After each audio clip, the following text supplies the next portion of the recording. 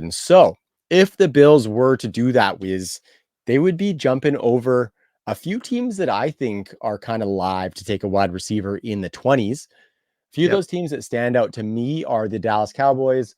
I like the Detroit Lions, the San Francisco 49ers, and the Kansas City Chiefs, Wiz. So of those, what do you think is the juiciest landing spot? Like maybe something that you just like the most. What do you think of those four teams might be the best place for one of these wide Yeah. receivers to So, land? I mean, look, when you think about kind of the conversation that we had earlier, right, and just kind of attaching yourselves to certain offenses, I think largely these are four offenses that we're going to be attaching ourselves and Mhm. attached ourselves to last year quite a bit. But I think the one when you think about opportunity and not as many mouths to feed and really not having too many established guys, I think the one that kind of jumps out to me, Travis Dallas, right? I Yeah. think right now it's pretty much CD. It's the CD Lamb show there right now. Obviously I think Ferguson does some nice things there. Pollard just exited in free agency. They've kind of got to figure out running back and what that looks like.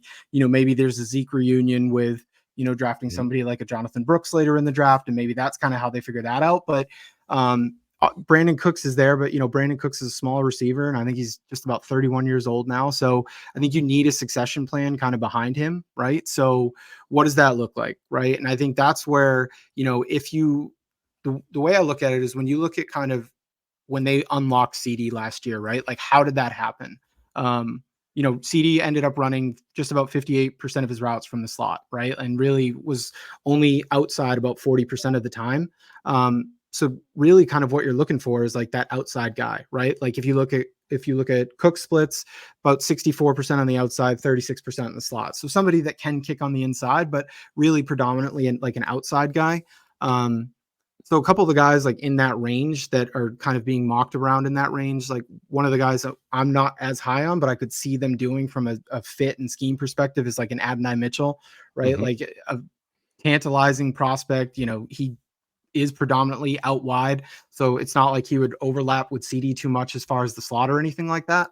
So I think he's interesting. And then the question becomes like, how early is too early for somebody like a Lad McConkey, right? Because I Mhm. do feel like when you think about like when you look at Cook splits of that 60-40 or 65-35 ish, and you kind of look at what McConkey was able to do in college, like that almost like a 70-30 split Yeah. type of thing, has the ability to kind of kick out and play Z, is a really good route runner, would find himself in the right spot more often than not. I think, somebody like that could really get his feet under him this next year, like while Cooks is still there, give them like a really nice trio, but also like a plan going forward Yeah. for, life after Brandon Cooks. Right. And I think the matchup of like him being able to kick inside when needed, but also being able to win outside or play outside a little bit too, would be a nice combination with CD. Totally, man. And like, I love that you're talking about that succession planning because if we look at Brandon Cooks and say take him out of there, then you'd be looking at a CD Lamb, this young wide receiver, and Jake Turd Ferguson, who I kind of like as a tight end. Yep. So that's a nice little three pack for maybe an eventual new franchise quarterback, depending on what happens with Dak True. Prescott. So for that wide receiver, my only trepidation would be that turmoil at the quarterback position. That's But I fair. don't think Jerry's going to be hesitant to spend big if he has to get somebody competent in there. So I'm not super, super worried about that necessarily. But yeah, Dallas is a really, really nice spot.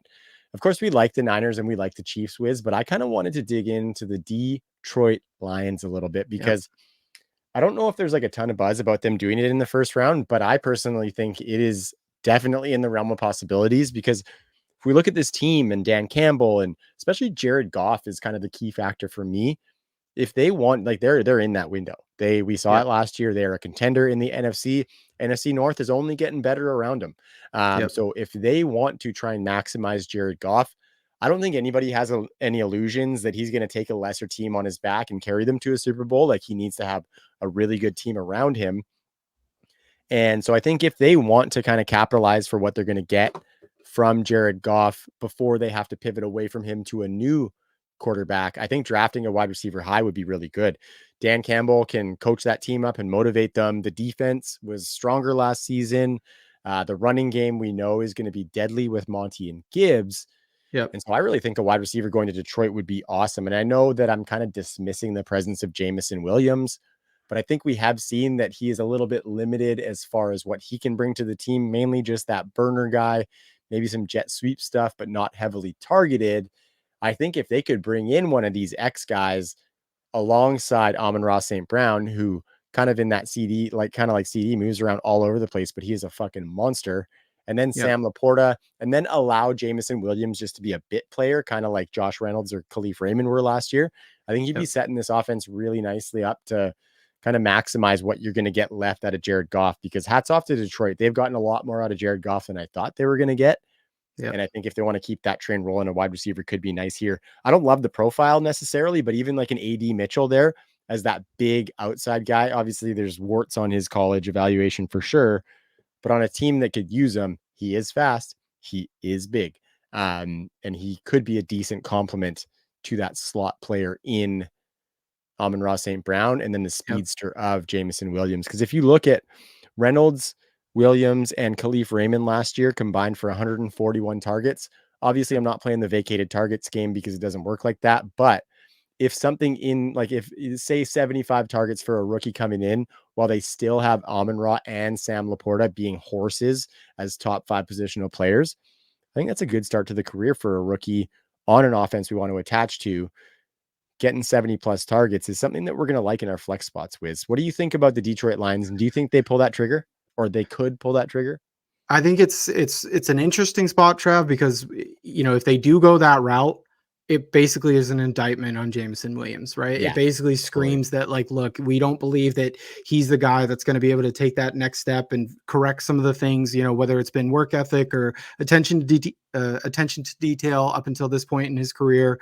So, I think if they do, it truly is, you can relegate Jameson Williams fantasy relevance to kind of the back burner for now, right? So I think that letting Josh Reynolds leave in free agency and head to the Broncos, I think some people are taking that as a show of faith in Jameson Williams. And I think Mhm. right now, up until now, like up until the draft, it's probably fair to do that. But I do think you're right, Trav. If they do truly believe that Jameson is not the guy and they end up going for somebody in that first round, it is an offense that you want to attach themselves to. Specifically, Ben Johnson is just like Mhm. fantastic, right? Now, obviously, there's worries there because, he was courted by the Commanders this year and, he wanted to run it back this coming season. So then it becomes how much longer are they able to hold on to a guy like that? And then do we have concerns? But like, look, I see, what they were able to do from an offensive perspective and put on the field and, have that many fantasy producers because of a guy like Ben Johnson. And I think you're right. Like what they've gotten out of Jared Goff, I think is kind of above anybody's expectations of what we kind of had for him.